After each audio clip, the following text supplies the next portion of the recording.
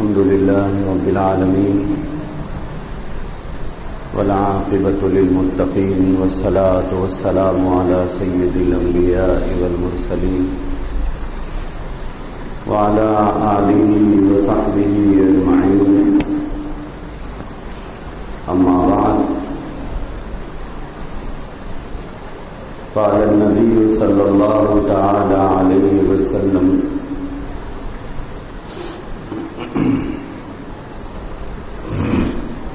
إن الله يحب أن يرى أثر نعمته على عبده،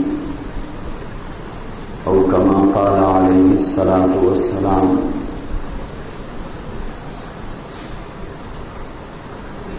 بزرگان محترم، عزیزان گرامی،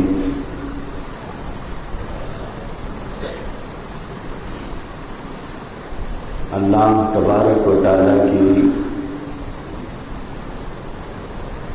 اس کائنات کے اندر بے شمار انسان بستے ہیں.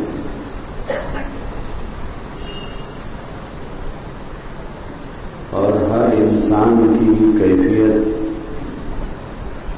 دوسرے انسان سے بالکل جدا جدا ہے.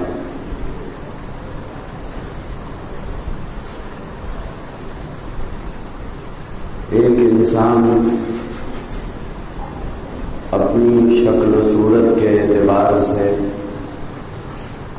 دوسرے انسان سے بالکل مختلف ہوتا ہے. لاکھوں انسانوں میں ہر انسان کی شکل و صورت بالکل الگ الگ نظر آتی ہے. کبھی انسان کو خیال ہونے لگتا ہے کہ وہ نظر آنے والا فلانا شاید میرا دوست ہوگا، یا فلانا میرا جانا پہچانا آدمی ہوگا، لیکن قریب جا کر آدمی کے قدم رک جاتے ہیں کہ ارے یہ وہ نہیں ہے. اس جیسی شکل و صورت اور بالکل مشابہت ہے لیکن وہ نہیں ہے. ایسے بہت سی مرتبہ انسان کے ساتھ ایسا ہوتا ہے. جیسے اللہ تبارک و تعالیٰ نے انسانوں کی شکلیں اور صورتیں ایک دوسرے سے بالکل جدا جدا جیسے بنائی، بلکہ آج دنیا اس بات کو ماننے پر مجبور ہے کہ ہر انسان کی انگلی کے جو پورا ہے اور اس پورے کے اندر جو لکیریں ہیں، ہر انسان کی ہاتھوں کی لکیریں دوسرے انسان سے بالکل جدا جدا ہیں. حالانکہ دو انگوٹے ایک کے قریب ایک رکھ کر دیکھے جائیں تو بالکل ایک جیسے نظر آئیں گے، لیکن اس میں جو لکیریں اللہ تبارک و تعالیٰ نے رکھی ہیں وہ لکیریں بالکل ایک انسان کے ہاتھ کی لکیروں سے دوسرے انسان کی ہاتھ کی لکیریں بالکل الگ الگ ہیں. تو جیسے انسانوں کی شکلیں الگ الگ ہیں، انسانوں کی صورتیں الگ الگ ہیں، اسی طرح سے اللہ تبارک و تعالیٰ نے ہر انسان کے مقدر کو الگ الگ لکھا ہے. ہر انسان کا مقدر دوسرے انسان سے بالکل جدا کرنا. اللہ نے اس دنیا میں جیسے اپنی مرضی کے مطابق ہر انسان کی شکل و صورت اپنی اپنی منشے، اپنی اپنی مرضی سے اس نے الگ الگ بنائی ہے. کوئی حسین و خوبصورت ہے، کوئی اوسط درجے کی شکل و صورت رکھتا ہے. کسی کو اللہ نے ایسی شکل و صورت عطا فرمائی کہ کسی کی توجہ اس کی طرف ہوتی نہیں ہے، کوئی جاذبیت اس کے اندر نہیں، کوئی اٹریکشن اس کے چہرے میں نہیں ہوتا ہے. لوگوں کا رجوع یا دلچسپی اس کی طرف نہیں ہوتی ہے، لیکن تمام کو اللہ نے بنایا ہے۔ جب ہم اپنے ملک سے باہر نکلتے ہیں اور دوسری دنیا میں جا کر انسانوں کی شکلیں اور صورتیں دیکھتے ہیں تو سمجھ میں آتا ہے کہ اللہ کی کیا مرضی ہوگی۔ کسی کو سفید سے سفید تر بنایا تو کسی کو سیاہ سے سیاہ تر بنایا، کسی کو انتہائی جاذبے نظر بنایا کہ آدمی کا دل مڑ کر پھر ایک مرتبہ دیکھنے کو طبیعت چاہے، لیکن بعض انسان ایسے ہیں کہ ان کو ایک مرتبہ دیکھ لینا سے ہی انسان کا دل بھر جاتا ہے، دوسری مرتبہ دیکھنے پر طبیعت آمادہ نہیں ہوتی یا طبیعت تقاضا نہیں کرتی۔ اور جتنے انسان دنیا میں ہیں سب مقدر کے مارے ہوئے ہیں، سب کو اللہ نے بنایا ہے۔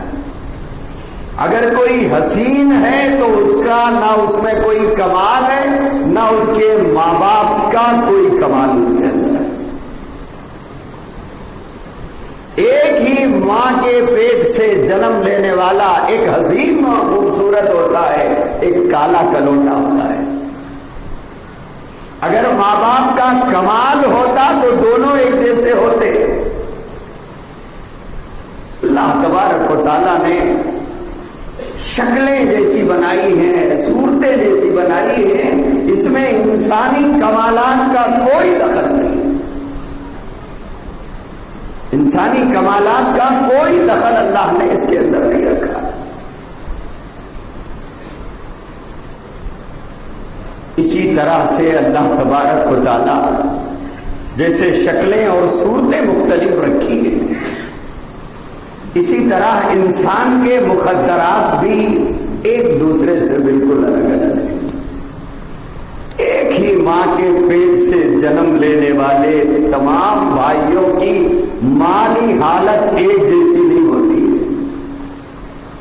ایک ماں کے پیٹ سے جنم لینے والی تمام بہنوں کی مالی کیفیت ایک جیسی نہیں ہوتی ہے۔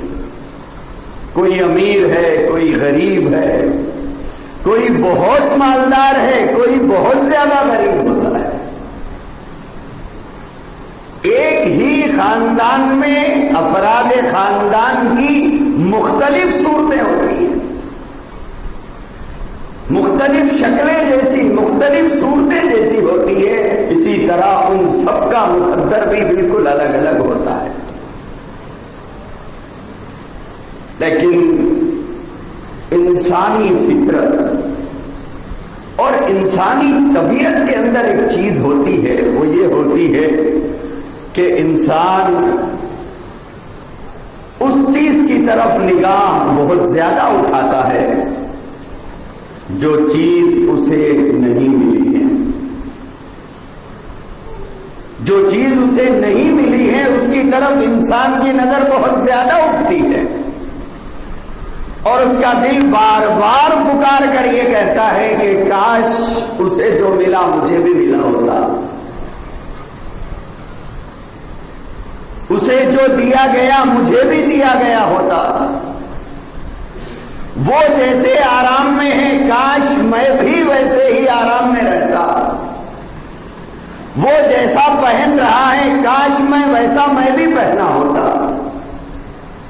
وہ جس گاڑی میں سفر کر رہا ہے سکون سے کاش میں بھی ویسے ہی کیا ہوتا۔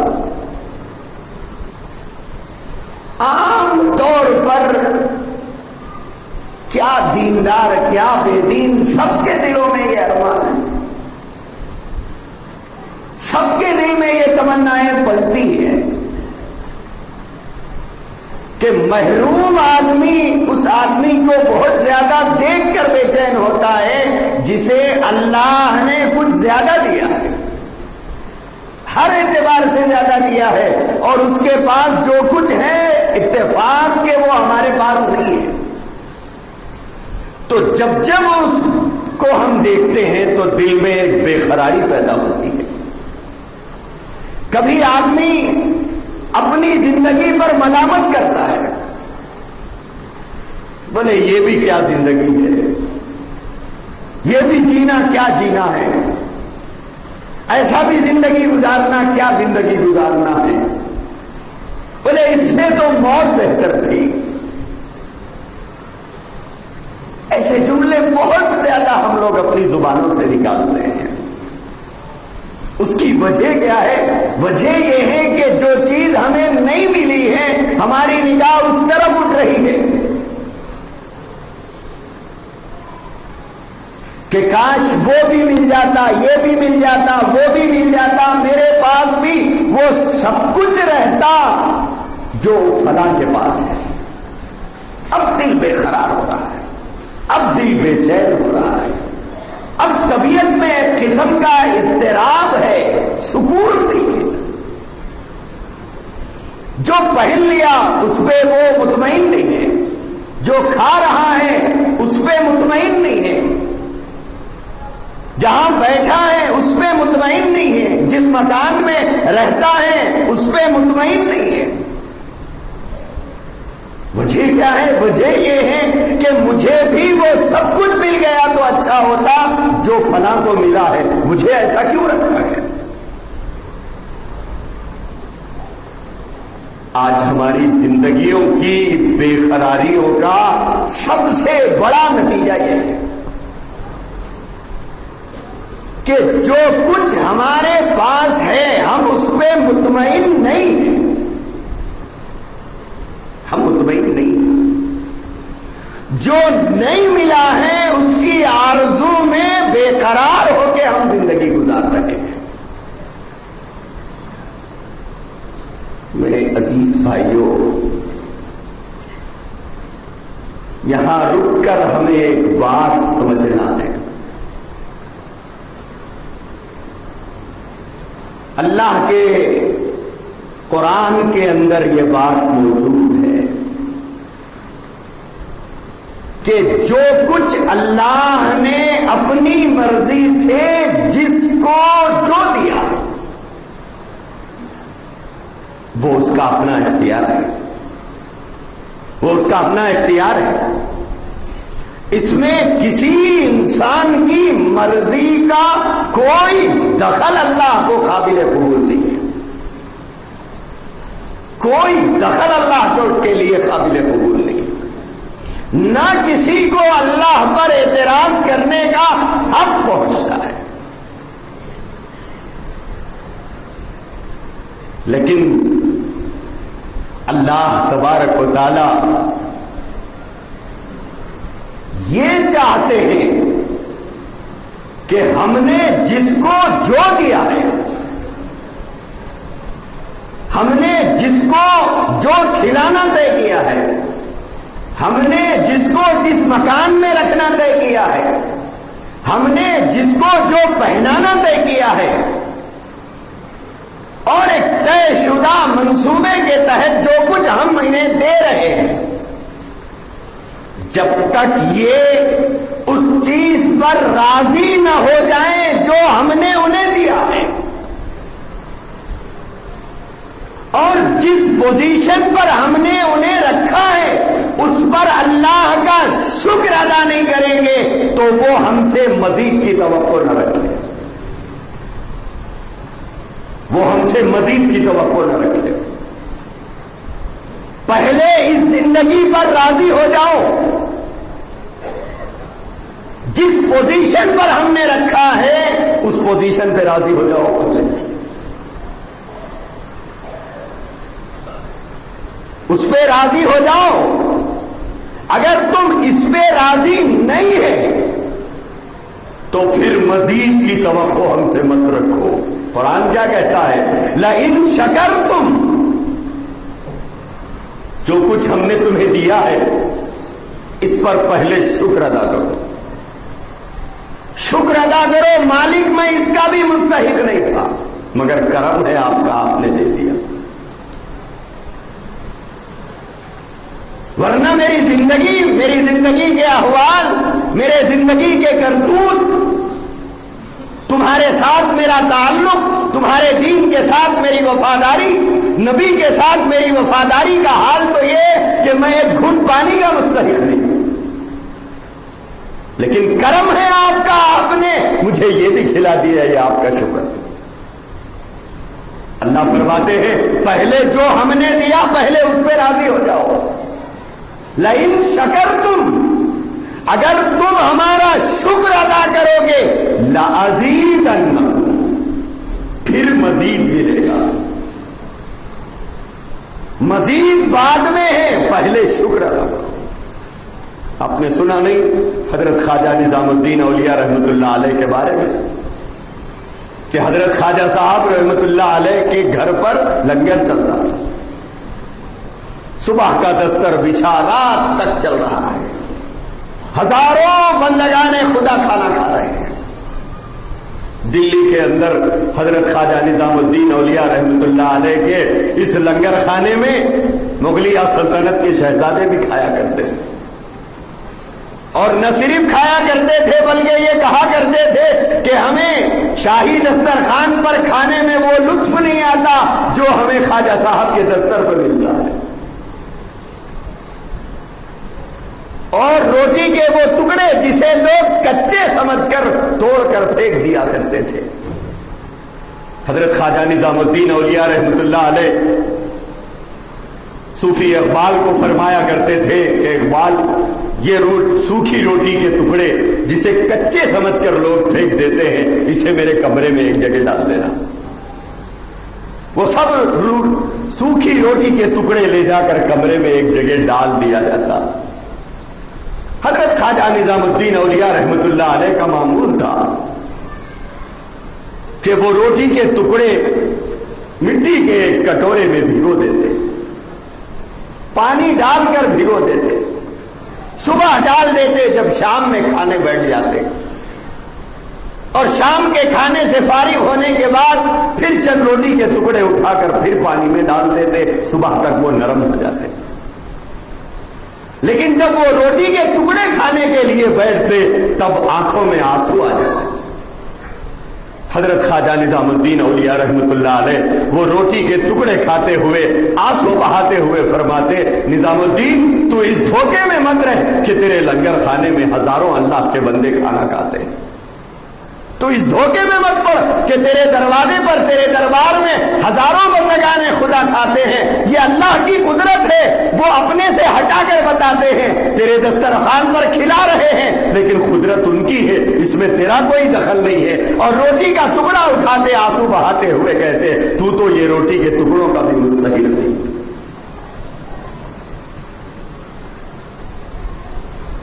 حضرات صلحاء اور حضرات اولیاء کی زندگی کیا ہوا؟ تو اللہ یہ چاہتے ہیں کہ جو ہم نے تمہیں دیا تم پہلے اس پر شکر کے جذبات رکھو. جو دیا ہے اس پر تہے دل سے اللہ کا شکر ادا کرو.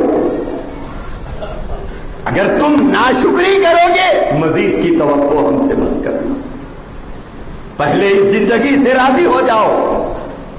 اس کے بعد اللہ نے فرمایا لئن شکرتم، جو ہم نے تم کو دیا ہے جب تک تم اس پر شکر ادا نہیں کرو گے تو پھر مزید تمہیں نہیں ملے گا.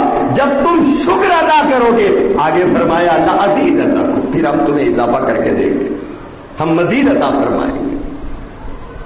ایک بات تو یہ یاد رکھنے کی ہے. دوسری بات رسول اللہ صلی اللہ علیہ وسلم کی حدیث ہے جو میں نے پڑھی تھی. حضور علیہ الصلوۃ والسلام نے ارشاد فرمایا ان اللہ یحب ان یرا اثر نعمتہ علی عبدہ، کہ اللہ نے جو کچھ اپنے بندوں کو دیا ہے اللہ تعالیٰ اس کا اثر اس کے اندر دیکھنا چاہتے ہیں. ان اللہ یحب، اللہ تبارک و تعالیٰ یہ چاہتے ہیں کہ ان یرا اثر نعمتہ، کہ جو کچھ نعمت انہوں نے بندے کو دی ہے اللہ اس کا اثر اس پہ دیکھنا چاہتے ہیں کہ کیا جذبہ ہے انسان کا اس چیز کے لینے کے بعد، کیا جذبہ ہے اس کا اس چیز کے مل جانے کے بعد، کیا جذبہ ہے اس کے دل کا اس چیز کے نہ ملنے کی وجہ سے. اللہ تبارک و تعالیٰ نے جو کچھ انسان کو دے رکھا ہے اسی کے اندر وہ دیکھنا چاہتا ہے کہ اس کے دل کی کیفیت کیا ہے جو کچھ میں نے اسے عطا کیا. عام طور پر ہمارا مزاج یہ ہے کہ ہم اس چیز کی طلب میں بے قرار رہتے ہیں جو ہمیں نہیں ملا ہے. اس چیز کو دیکھ کر ہمارے منہ سے رال ٹپکتا ہے کہ صاحب فلاں چیز کاش میرے پاس ہوتی تو کتنا اچھا ہوتا. اب کن کن چیزوں کو دیکھ کر ہماری طبیعت بے قرار ہوتی ہے؟ ہر انسان کا مزاج الگ ہے، ہر انسان کی پسند الگ ہے، ہر انسان کا معیار الگ ہے. اسی معیار سے ہر آدمی تڑپ رہا ہے. اور پھر دل میں جذبات ہے، مجھے یہ نہیں ملا، مجھے وہ نہیں ملا، مجھے وہ نہیں ملا، مجھے یہ نہیں ملا. میرے عزیز بھائیوں، ہماری نظر اس چیز پر ہے جو ہمیں نہیں ملا، لیکن افسوس اس بات پر ہے کہ ہماری نظر اس چیز پر نہیں ہے جو ہمیں ملا ہے. جو ہمیں ملا ہے اس پر ہماری نظر نہیں ہے. جو چیز ہمیں نہیں ملی ہے اس پر ہماری نظر ہے. لوگ کہتے ہیں کیا ملا؟ بعض لوگ کہتے ہیں کیا ملتا نماز پڑھنے سے؟ بہت نمازاں پڑھ کے دیکھ لیے، کیا ملتا؟ یہ الفاظ عورتیں بہت دہراتی ہیں، یہ الفاظ عورتیں بہت دہراتی ہیں. کیا ملا، کیا ملتا؟ بعض عورتیں اپنی شوہروں سے کہتی ہیں آپ پڑھ رہے ہیں نا، آپ کو کیا ملا؟ اب میں پڑھے تو ملنے کے واسطے. آپ پڑھ رہے ہیں نا، آپ کو کیا ملا؟ اب میں پڑھے تو جو ملنے والا ہے. میرے عزیز بھائیوں، یہ کفریہ جملے ہیں، لیکن سوال یہاں پر یہ ہے کہ جو نہیں ملا اس پہ تو ماتم ہو رہا ہے، لیکن جو ملا ہے اس پہ شکر کا ہے. آپ بولیں گے کہ صاحب ایسا کیا ملا ہے جس کے اوپر شکر کرنا چاہیے؟ کسی اندھے سے جا کر پوچھو مجھے کیا ملا، تجھے کیا نہیں ملا. کسی اندھے سے پوچھو کہ مجھے کیا ملا، تجھے کیا نہیں ملا، وہ بتائے گا تمہیں کیا ملا ہے. آج تک وہ سیاہ اور سفید میں فرق نہیں جانتا. پیدائش کے بعد سے نہ پیدا کیے ہوئے ماں باپ کو دیکھ سکا، نہ خود سے پیدا ہوئی اولاد کو دیکھ سکا. اس سے جا کر پوچھو کہ مجھے کیا ملا، تجھے کیا نہیں ملا، وہ بتائے گا. کسی لنگڑے معذور سے جا کر پوچھو کہ بھائی جان مجھے کیا ملا، اللہ نے مجھے کیا دیا، تمہیں کیا نہیں دیا، وہ بتائے گا کیا دیا کیا نہیں دیا.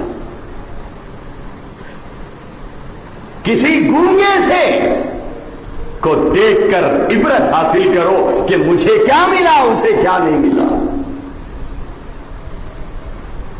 کسی بہرے سے جا کر پوچھو اپنی تکلیف کا اظہار، وہ کرے گا کہ اسے کیا تکلیف ہوتی ہے. میرے عزیز بھائیوں،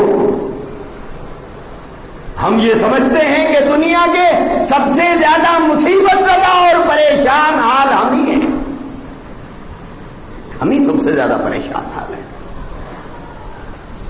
لیکن جس زندگی کے جس موڑ پر اور زندگی جہاں ٹھہری ہوئی ہے ہماری، کیا ہم زندگی کے کیا ہم دنیا کے سب سے پریشان حالات بھی ہیں؟ دنیا کا آخری پریشان انسان،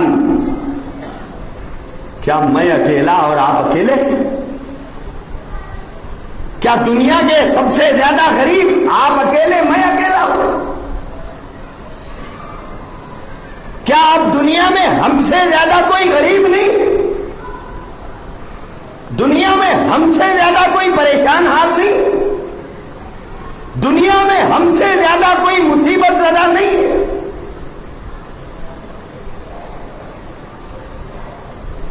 میرے عزیز بھائیوں، اللہ کے نبی نے ارشاد فرمایا، جو آدمی مال میں اپنے سے اوپر والے کو دیکھے گا کبھی وہ اللہ کا شکر گزار بندہ نہیں بنے گا، وہ کبھی اللہ کا شکر گزار بندہ نہیں بنے گا، اور وہ اپنی زندگی میں کبھی راحت نہیں محسوس کرے گا۔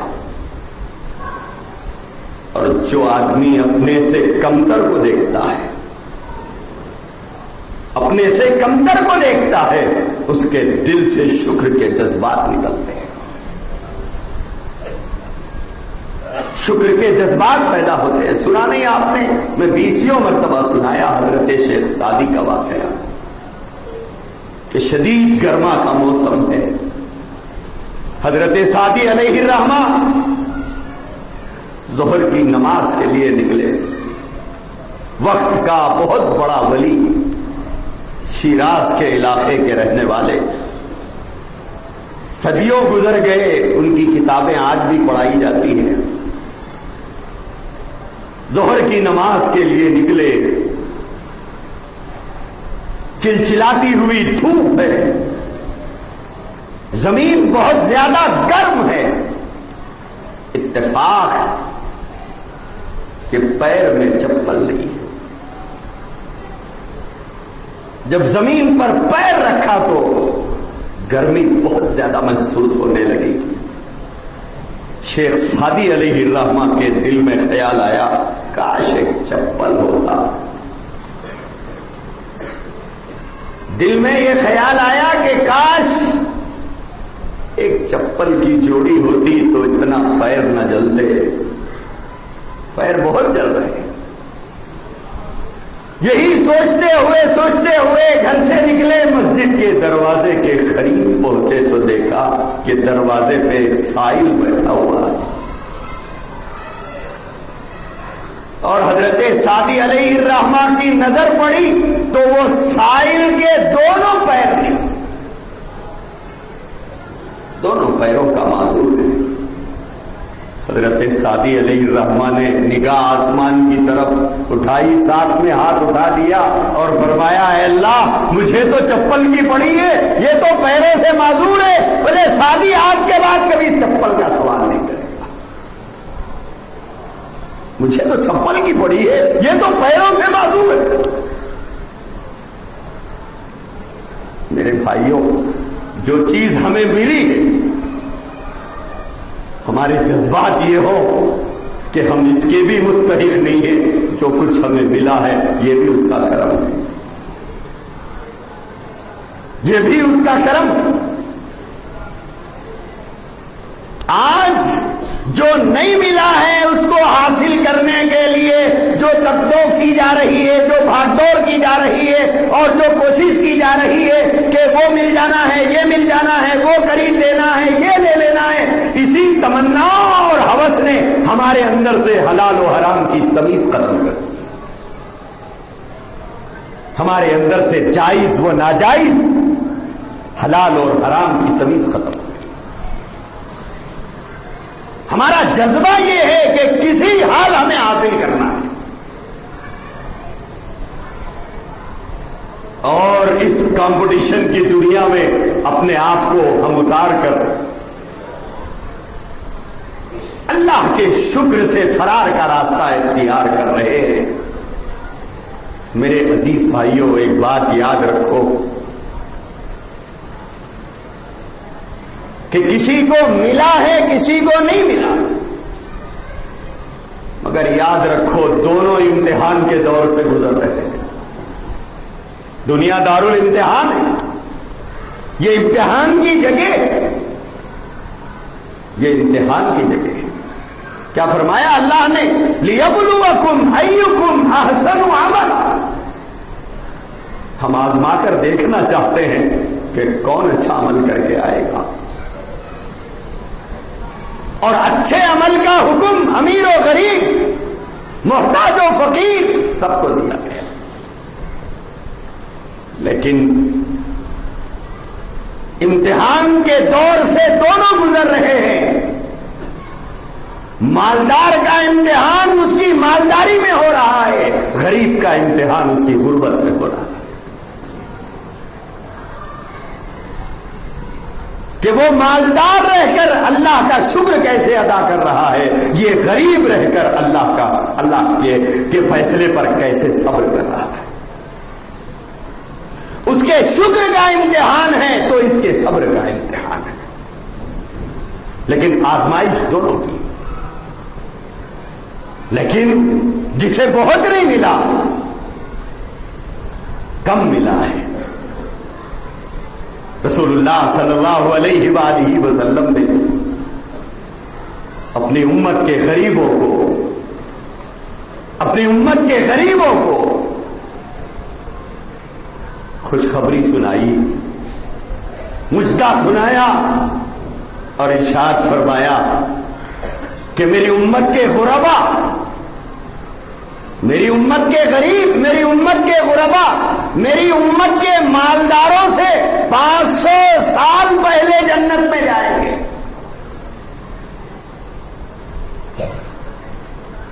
500 سال پہلے جنت میں جائیں گے. اور خود آقائے دو جہاں نے دعا فرمائی، کیا دعا فرمائی؟ اللہم احیینی مسکینا. حضور نے دعا فرمائی، اے اللہ مجھے مسکین بنا کر زندہ رکھ. حضور نے نہیں فرمایا مجھے مالدار بنا کر زندہ رکھ. حضور نے نہیں دعا فرمائی کہ مجھے مالدار بنا کر زندہ رکھ. حضور نے تو دعا فرمائی اللہم احیینی مسکینا، مجھے مسکین بنا کر زندہ رکھ. اور آگے حضور نے فرمایا وَأَمِتْنِی مسکینا، اے اللہ میں تجھ سے ملوں تو اس حال میں ملوں کہ میں مسکین رہوں، میں مسکین رہوں. آگے اس سے بڑی دعا فرمائی حضور نے وَاحْشُرْنِی فِی زُمْرَةِ الْمَسَاکِین. ارشاد فرمایا کہ اے اللہ میدان حشر میں بھی میں مسکینوں کے ساتھ رہوں، میدان محشر میں بھی میں مسکینوں کے ساتھ رہوں. تو میرے عزیز بھائیوں، ایک فکر کو ہمیں بدلنا ہے. وہ فکر یہ ہے کہ اللہ تعالیٰ نے ہمیں جس پوزیشن پر رکھا ہے اس زندگی پر ہم راضی ہونے کا مزاج بنا لیں. جس دن اللہ نے جو دیا ہے اس پر راضی ہو جانے کا جس دن ہمارا مزاج بن گیا اور ہماری طبیعت آمادہ ہو گئی اس بات پر، تو یاد رکھو آپ کے بازو شہزادہ بھی بیٹھے گا تو آپ کی نظر اس کی طرف نہیں اٹھے گی، نہیں اٹھے گی. جو ہے وہ پہن کر جاتے ہوئے کبھی احساس نہیں ہوگا کہ یہ پہن کے جانے سے لوگ کیا سمجھیں گے. ختم ہو جائے گی یہ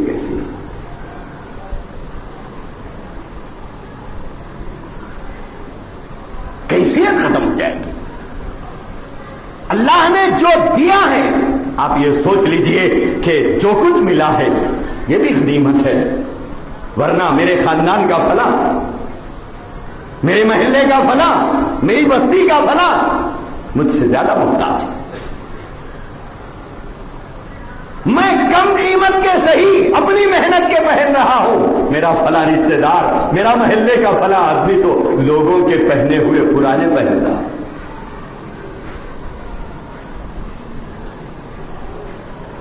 موٹا دھاٹا صحیح، سیدھا سادہ صحیح، اپنی کمائی کا کھانا کھا رہا ہوں، کسی پڑوس کا کی بچی ہوئی دال تو غریب سمجھ کے میرے گھر کو نہیں بھیجی جا رہی.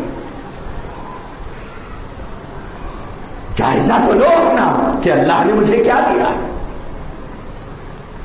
اور جس دن میرے بھائیوں، ہم لوگ بہت زیادہ زبانوں سے باتیں کرتے ہیں، رہتا کچھ نہیں ہے، بولے 56 کو کھلا دیتے، 58 کو پہنا دیتے، ہم لوگ یہ بڑی بڑی باتیں کرنے کے عادی ہیں، رہتا کچھ نہیں ہمارے پاس، لیکن جب بات آتی ہے تو ہم بولتے تم جیسے 56 کو خرید لوں گا، جبکہ یہ خود بکنے کے قابل ہوتا ہے، لیکن بولیں گے بڑی بڑی بات، غرور اور تکبر کی چادر اوڑھیں گے، غرور اور تکبر کی چادر اوڑھیں گے۔ اللہ کے نبی کی حدیث ہے، الغنا غنى النفس، اصلی مالدار تو وہ ہے جو دل کا بے نیاز ہو۔ جانتے ہو دل کی بے نیازی کیا چیز ہے؟ ہم زبان سے بہت بولتے ہیں، بولے نہیں نہیں نہیں ہم کو نہیں چاہیے، کوئی کچھ دے رہا نہیں، ہم کو ضرورت نہیں، اللہ کا دیا سب کچھ ہے ہمارے پاس، رہتا کچھ بھی نہیں ہے۔ زبان سے بہت کچھ ہم یہ جملے بول تو دیتے ہیں، لیکن سوال یہ ہے کیا زبان سے جو بول رہے ہیں کیا ہمارا دل بھی اس بات پر راضی ہے؟ زبان جو کہہ رہی ہے کیا واقعتاً ہمارا دل بھی وہی کہہ رہا ہے کہ فلاں جو دے رہا ہے وہ نہیں لینا ہے؟ زبان سے تو ہم بول دیں گے نہیں لینا ہے، دل کہہ رہا ہے لے لو۔ اسے بے نیازی نہیں کہتے، اصل محتاجی یہی ہے۔ جس دن زبان کے ساتھ ساتھ دل بھی پکار اٹھے کہ نہیں چاہیے، اس دن تم اصلی مالدار ہو۔ میرے عزیز بھائیوں، ایک سوال زبان کا ہوتا ہے، ایک سوال دل کا ہوتا ہے۔ حضرات صوفیہ کی زبان میں دل کے سوال کو کہتے ہیں اشراف، شین سے، ایک ہوتا ہے اسراف سین سے، جس کا معنی ہے فضول خرچی، ایک ہوتا ہے اشراف شین سے، جس کے معنی ہے کہ دل آدمی کا سوال نہ کرے۔ جیسے ہمارے معاشرے میں بہت سے لوگ شادی کرتے ہیں تو بولتے نہیں ہمیں کچھ بھی نہیں چاہیے، ہمیں کچھ بھی نہیں چاہیے، لیکن دل میں ہوتا ہے کہ نہیں مانگے تو کیا ہوا، وہ لوگ تو سب دیتے ہیں۔ یہ سب سے بڑا فقیر ہے، کیوں؟ اس کا دل بھکاری ہے، اس کی زبان جھوٹ کہہ رہی ہے۔ اس کا دل بھکاری ہے اور اس کی زبان جھوٹ کہہ رہی ہے، جبکہ اس کے دل طالب ہے، دل طالب ہے۔ اصل دل طالب نہیں ہونا چاہیے کہ دل میں تمنا نہ ہو، اصل بے نیازی یہ ہے۔ اور جس دن ہم اپنے دل کو اس چیز پر راضی کرا لیں جو کچھ اللہ نے دیا ہے، اپنے دل کو آمادہ کر لیں، یہی بہت زیادہ ہے۔ شکر ہے یہ مل گیا، ورنہ ہم جیسے کئی اور ہیں جو ہم سے زیادہ محتاج ہیں، ہم سے زیادہ پریشان حال ہیں، ہم سے کم تنخواہ میں زندگی گزار رہے ہیں، ہم سے زیادہ پریشان حال اور قسم پرسی کے اندر زندگی گزار رہے ہیں۔ میرے عزیز بھائیوں، جس دن ہم اپنی طبیعت کو اس بات پر آمادہ کر لیں گے، پھر وہ بے قراری، وہ بے چینی لوگوں کو پہنتے ہوئے دیکھ کر، لوگوں کو کھاتے ہوئے دیکھ کر، لوگوں کو گاڑیوں میں پھرتے ہوئے دیکھ کر، لوگوں کو اچھے مکانوں میں رہتے ہوئے دیکھ کر کوئی بے قراری نہیں۔ اسی لیے اللہ سے ہمیشہ ایک دعا کیا کیجیے، وہ دعا یہ کیا کیجیے کہ اللہ، جو چیز آپ نے میرے مقدر میں لکھی ہے وہ تو دینا طے ہے، وہ تو دینا طے ہے، لیکن اے اللہ وہ دینے کے لیے مجھ سے سخت محنت مت لیجیے۔ کہتے ہیں نا میرے مقدر کا مجھے مل ہی جائے گا آقا، میرے مقدر کا تو مجھے ملے گا، دعا یہ کیجیے وہ دینے کے لیے مجھ سے سخت محنت مت لیجیے۔ اور جو چیز میرے مقدر میں نہیں ہے لیکن میرا دل اس کا طلبگار ہے، تو اے اللہ میرے دل سے اس کی خواہش نکال دیجیے۔ اب ملنے ہی والا نہیں ہے، جو چیز مقدر میں نہیں ہے لاکھ تڑپ جائے آدمی ملنے والا نہیں ہے۔ تو اس کے لیے بے قرار ہونے کی کیا ضرورت ہے؟ اٹھاؤ ہاتھ آسمان کی طرف، اللہ سے عرض کرو کہ مالک جو چیز میرے مقدر میں آپ نے نہیں رکھی ہے لیکن میرا دل سوال کرتا ہے، میری طبیعت چاہتی ہے، میرا نفس اس کا طلبگار ہے، اے پروردگار میرے دل سے اس کی خواہش نکال دیجیے، میری خواہش نکال دیجیے۔ میرے عزیز بھائیوں، جو کچھ ملا ہے اگر اس سے راضی ہو جائیں تو پھر ہماری نگاہ کسی کے کپڑے دیکھ کر، کسی کی گاڑی دیکھ کر، کسی کا مکان دیکھ کر، کسی کا لباس دیکھ کر، کسی کے گھر کے کیفیتیں دیکھ کر بالکل بے قرار نہیں ہوگا، بالکل بے قرار نہیں۔ اور جو کچھ اللہ نے ہمیں دے کر دے رکھا ہے اسے پہن کے جاتے ہوئے کوئی شرمندگی محسوس نہیں، کوئی شرمندگی محسوس نہیں ہوگی۔ اسی لیے زبان سے بڑی بڑی باتیں کرنا چھوڑ کر اپنے دل کو آمادہ کریں ہم اس بات پر، ہم آمادہ کریں اپنے دل کو اس بات پر۔ حضرات اولیاء، حضرات صلحاء کی جو زندگیاں تھیں ان کی زندگیاں پڑھو تو صحیح، حضرات اولیاء کی زندگیاں پڑھو تو صحیح، کیا کیفیتیں تھیں ان کی، کیسے بادشاہوں کو دھتکارا انہوں نے، کیسے ٹھکرایا انہیں، کیسے ٹھکرایا۔ حضرت سالم مولا رحمت اللہ علیہ